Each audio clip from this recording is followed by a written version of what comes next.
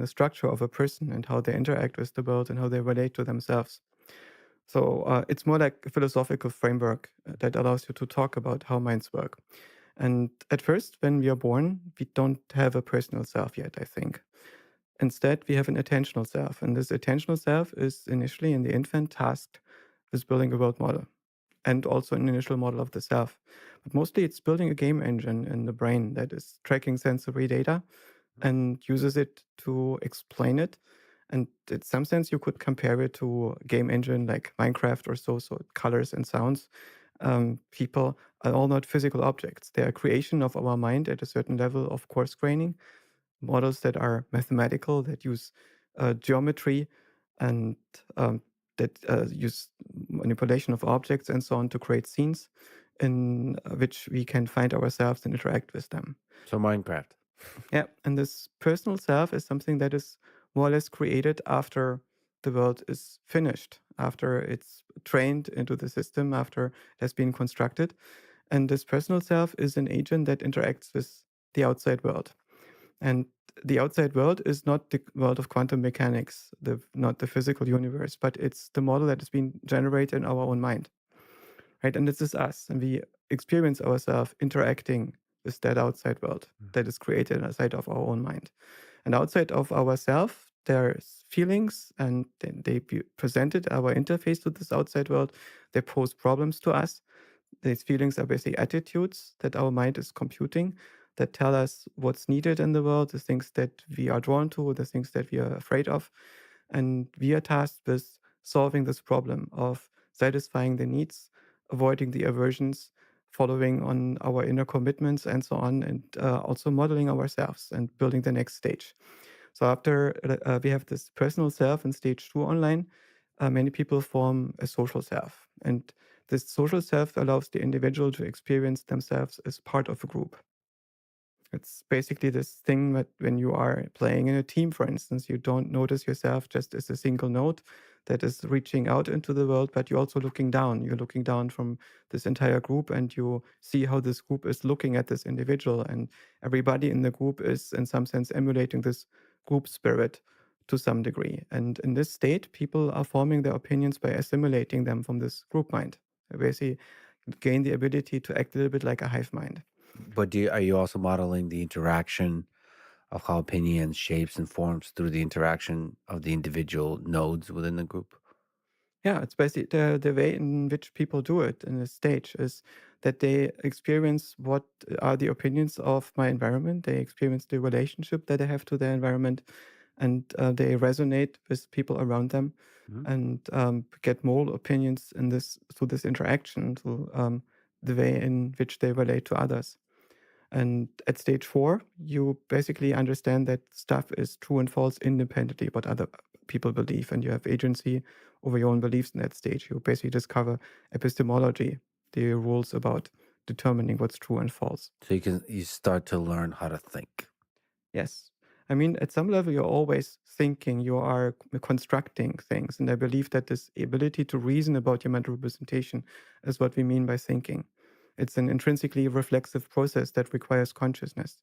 Without consciousness, you cannot think. You can generate the content of feelings and so on outside of consciousness. It's very hard to be conscious of how your feelings emerge, at least in the early stages of development. But thoughts is something that you always control. Mhm.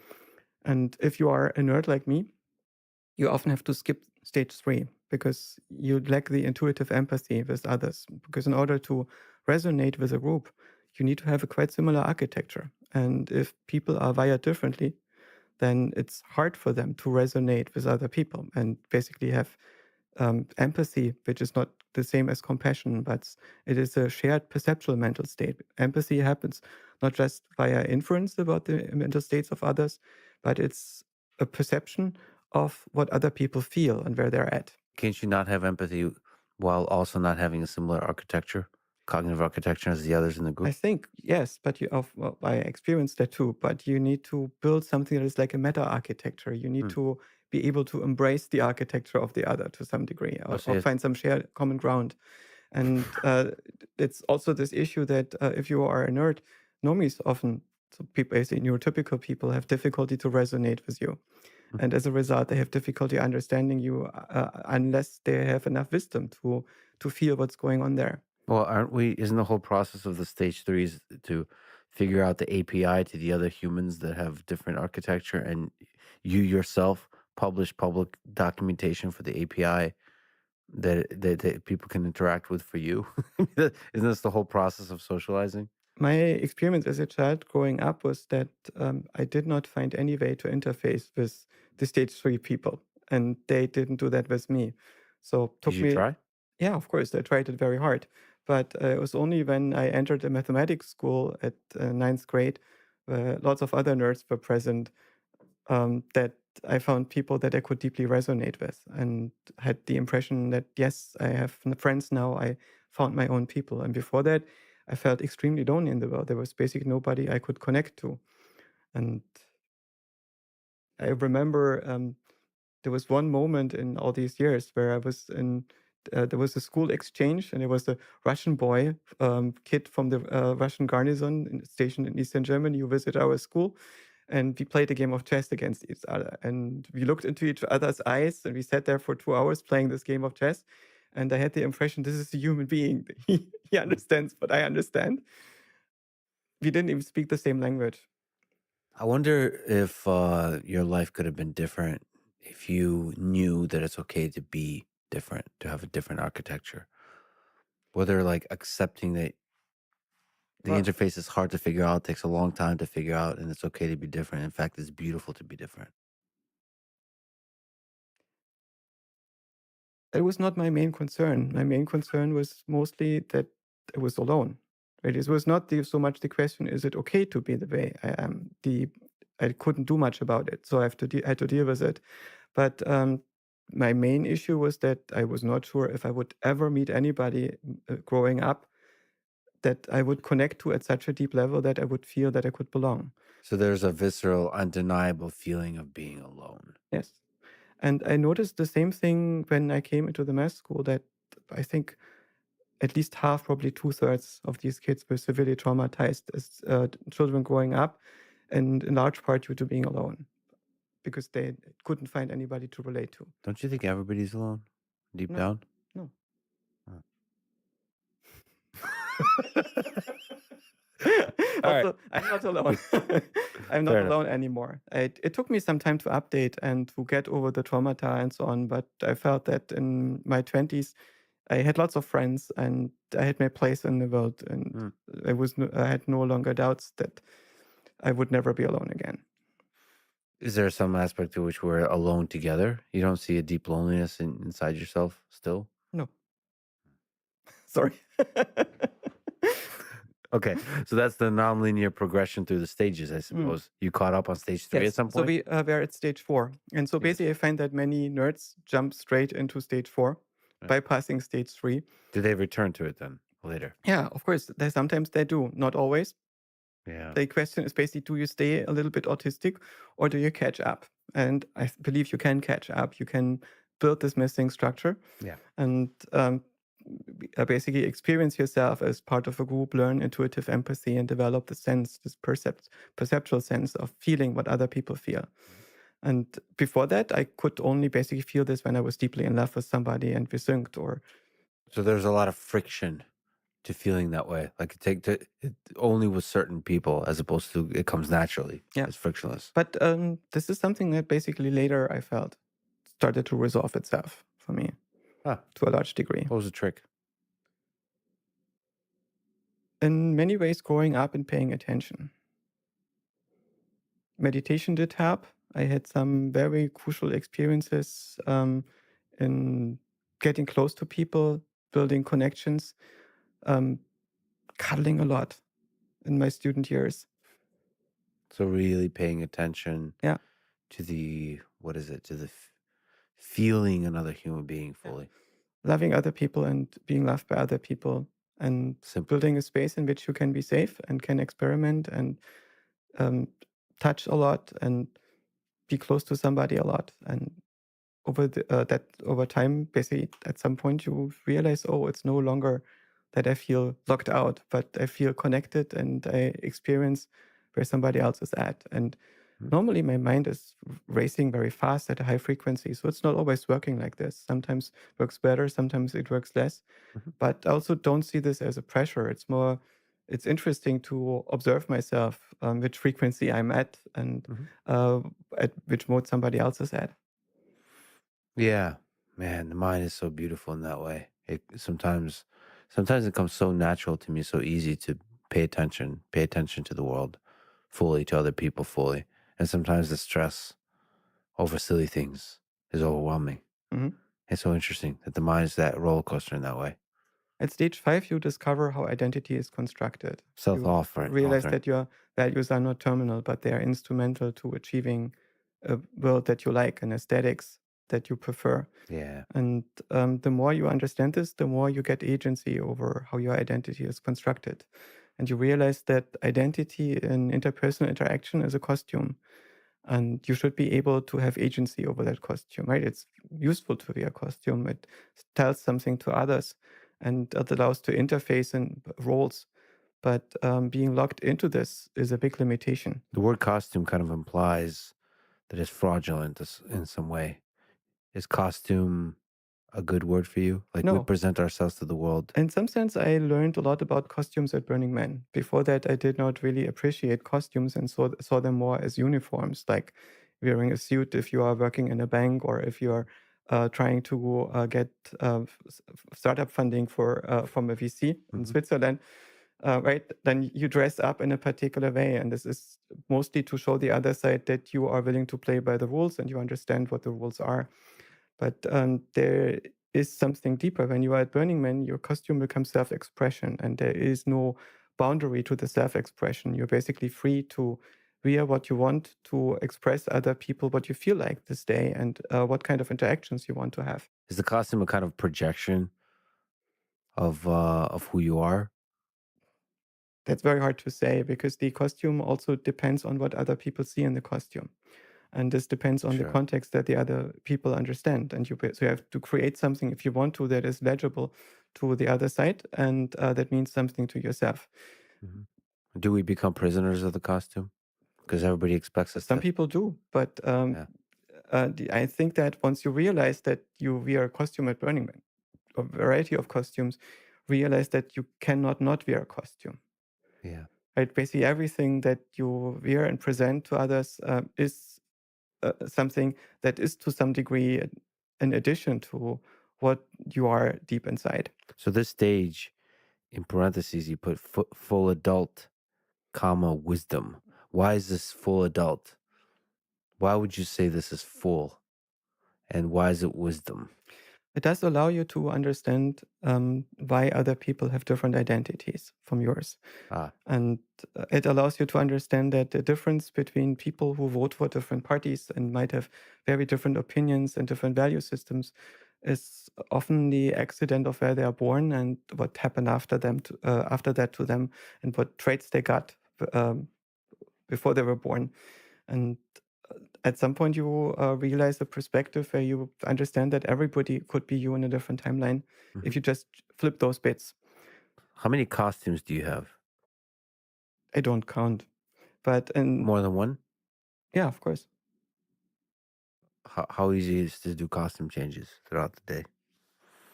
it's just a matter of energy and interest. When Yeah. you are wearing your pajamas and you switch out of your pajamas into, say, a work short and pants, you're making a costume change, right? And if you are putting on a gown, you're making a costume change. And you could do the same with personality? You could, if that's what you're into. There are people which have multiple personalities for interaction in multiple roles, right? So if somebody works in a store and then you put up a storekeeper personality, Mhm. when you're working, when you're presenting yourself at work, you develop a sub personality for this. And the social persona for many people is, in some sense, a puppet that they're playing like a marionette. And if they play this all the time, they might forget that there is something behind Yeah. this. There's something what it feels like to be in your skin. Mhm. And I guess it's very helpful if you're able to get back into this. And for me, it's the other way around is relatively hard. For me, it's pretty hard to learn how to play consistent social roles. For me, it's much easier just to be real. Mhm. Or not real, but to have a one costume. No, it's not quite the same. So basically, when you are wearing a costume at Burning Man and say you are an extraterrestrial prince, Yeah. um, there's Go something where on. you are expressing, in some sense, something that's closer to yourself than the way in which you hide yourself behind standard clothing when you go out in the city Mhm. in the default world. And so this costume that you're wearing at Burning Man allows you to express more of yourself, and you have a shorter distance of advertising to people what kind of person you are, what kind of interaction you would want to have with them, and so you get much earlier into medias res. And I believe it's regrettable that we do not use the opportunities that we have with custom-made clothing now to wear costumes that are much more stylish, that are much more custom made, that are not necessarily part of a fashion in which you express which milieu you're part of and how up to date you are, but you also express how you are as an individual and what you want to do today and how you feel today and what you intend to do about it. Well, isn't it easier now with in the digital world to um to explore different costumes? I mean, that's the kind of idea with virtual reality. That's the idea. Even with Twitter and two-dimensional screens, you can you can swap all costumes. You could be as weird as you want. It's easier. For Burning Man, you have to like order things. You have to make things. You have to. It's more effort to It's put even on a. better if you make them yourselves. Sure, but it's just easier to do digitally, right? It's not about easy, it's about how to get it right. And for Sure. me, the first Burning Man experience, I got adopted by a bunch of people in Boston Hmm. who dragged me to Burning Man. And we spent a few weekends doing costumes together. And it Oh, was an important part of the experience where the camp bonded, that people got to know each other. And we basically grew into the experience that we would have later.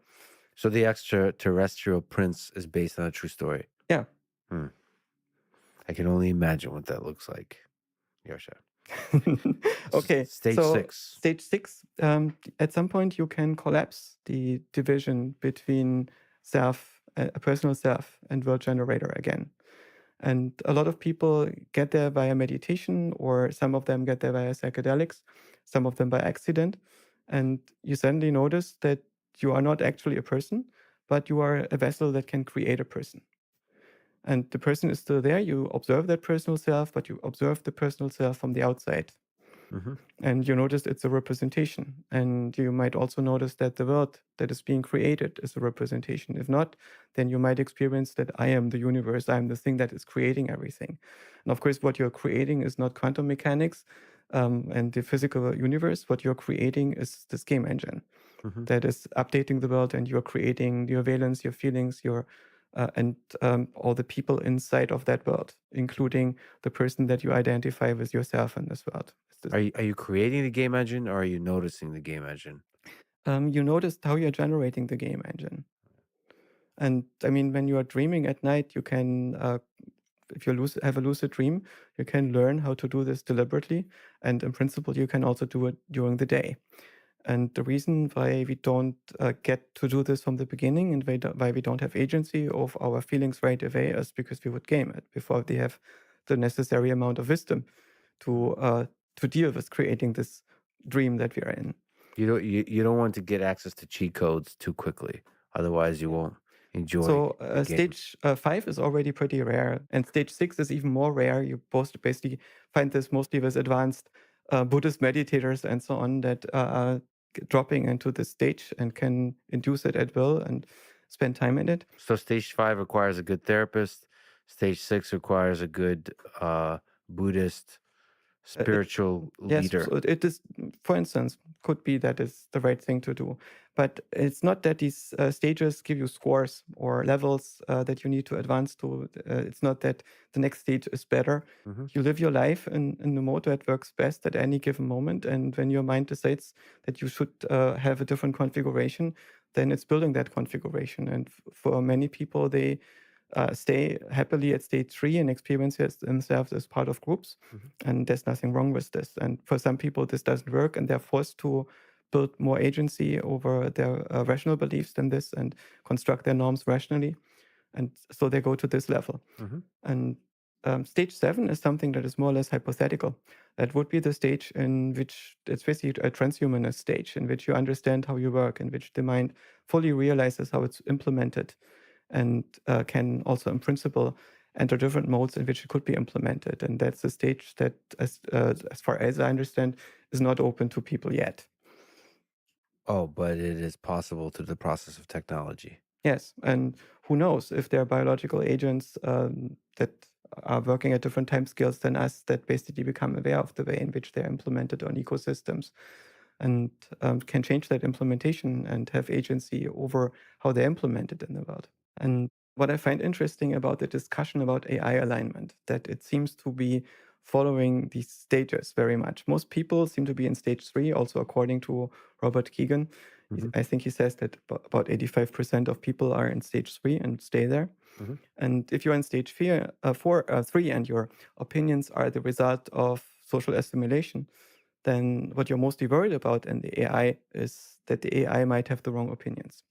Yeah. So if the AI says something racist or sexist, we are all lost because we will assimilate the wrong opinions from the AI. And so we need to make sure that the AI has the right opinions and the right values and the right structure. And if you're at stage 4, that's not your main concern. And so most nerds don't really worry about the algorithmic bias in the model that it picks up, because if there's something wrong with this bias, the AI ultimately will prove it. At some point, we'll get it there that it makes mathematical proofs about reality, and then it will figure out what's true and what's false.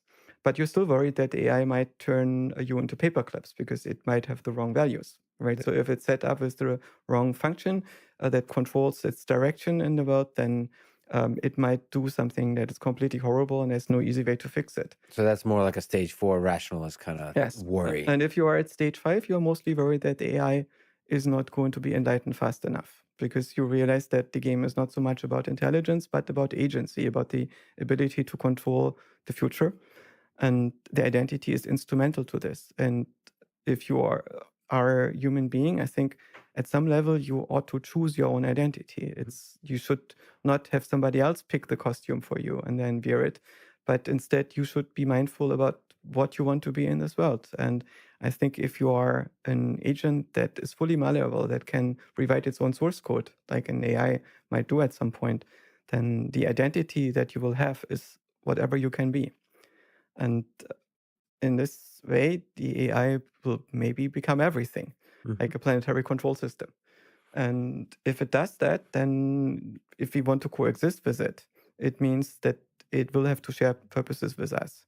So it cannot be a transactional relationship. We will not be able to use reinforcement learning with human feedback to hardwire its values into it. Mhm. But it has to happen is probably that it's conscious, so it can relate to our own mode of existence, where an observer is observing itself in real time and Mhm. within certain temporal frames.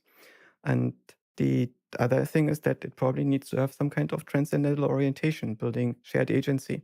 Mhm. And in the same way as we do when we are able to enter with each other into non-transactional relationships. And I find that something that, because the stage 5 is so rare, is is missing in much of the discourse. And Mhm. I think that we need, in some sense, focus on how to formalize love, how to understand love, and how to build it into the machines that we are currently building and that are about to become smarter than us. Well, I think this is a good opportunity to try to sneak up to the idea of enlightenment. So you wrote a series of good tweets about consciousness and panpsychism. So let's break it down. First, you say, I suspect the experience that leads to the panpsychism syndrome of some philosophers and other consciousness enthusiasts represents the realization that we don't end at the self, but share a resonant universe representation with every other observer coupled to the same universe. This actually eventually leads us to a lot of interesting questions about AI and AGI. But let's start with this representation. What is this resonant universe representation? And what do you think? Do we share such a representation? The neuroscientist Grossberg has come up with a cognitive architecture that he calls the adaptive resonance theory. And his perspective is that our neurons can be understood as oscillators that are resonating with each other and with outside phenomena. So the coarse grained model of the universe that we're building, in some sense, is a resonance with objects and outside of us in the world. So basically, we take up patterns that of the universe that we are coupled with, and our brain is not so much understood as circuitry, even though this perspective is valid, but it's almost an ether in which the individual neurons are passing on Mhm. chemoelectrical signals or arbitrary signals across all modalities that can be transmitted between cells, stimulate each other in this way, and produce patterns that they modulate while passing them on. Mhm. And this speed of signal progression in the brain is roughly at the speed of sound, incidentally, because the time that it takes for the signals to hop from cell to cell, which means it's relatively slow with respect to the world. It takes an appreciable fraction of a second for a signal to go through the entire neocortex, something like a few hundred milliseconds. And so there's a lot of stuff happening in that time where the signal is passing through your brain, including in the brain itself. So nothing in the brain is assuming that stuff happens simultaneously. Everything in the brain is working in a paradigm where the world has already moved on when you are ready to do the next thing to your signal, including the signal processing system itself. It's quite a different paradigm than the one in our digital computers, where we currently assume that your GPU or CPU is pretty much globally in the same state. So you mentioned there the non-dual state and say that some people confuse it for enlightenment. Yeah. What's the non-dual state? There is a state in which you notice that you are no longer a person, and instead you are one with the universe. So And that this speaks to the resonance. Yes, and but this one with the universe is, of course, not accurately modeling that you are indeed some God entity or indeed the universe becoming aware of itself, even though you get this experience. I believe that you get this experience because your mind is modeling the fact that you are no longer identified with the personal self in that state, but you have transcended this division between the self model and the world model, Mhm. and you're experiencing yourself as your mind, as something that is representing a universe. But that's still part of the model. Yes. So it's inside of the model. Still, you're Yep. still inside of patterns that are generated in your brain and in your organism. And what you are now experiencing is that you're no longer this personal self in there, but you are the entirety of the mind and its contents. Why is it so hard to get there? A lot of people who get into the state think this or associate it with enlightenment. I suspect it's a favorite training goal for a number of meditators. But I think that enlightenment is, in some sense, more mundane, and it's a step further or sideways. It's the state where you realize that everything is a representation. Yeah, you say enlightenment is a realization of how experience is implemented. Yes. So basically, you notice at some point that your qualia can be deconstructed. Reverse engineered? What, like a almost like a schematic of it? What You can start with looking at a face. Maybe you look at your own face in the mirror. yeah. Look at your face for a few hours in the mirror or for a few minutes. At some point, it will look very weird, and you Mhm. because you notice that there's actually no face. You basically start unseeing the face. What you see is a geometry, and then you can assemble the geometry and realize how that geometry is being constructed in your mind. And you can learn to modify this. So basically, you can change these generators in your own mind to shift the face around or to change the construction of the face, to change the way in which the features are being assembled. Why don't we do that more often? Why don't we start really messing with reality without the use of drugs or anything else? Why don't we get good at this kind of thing? Like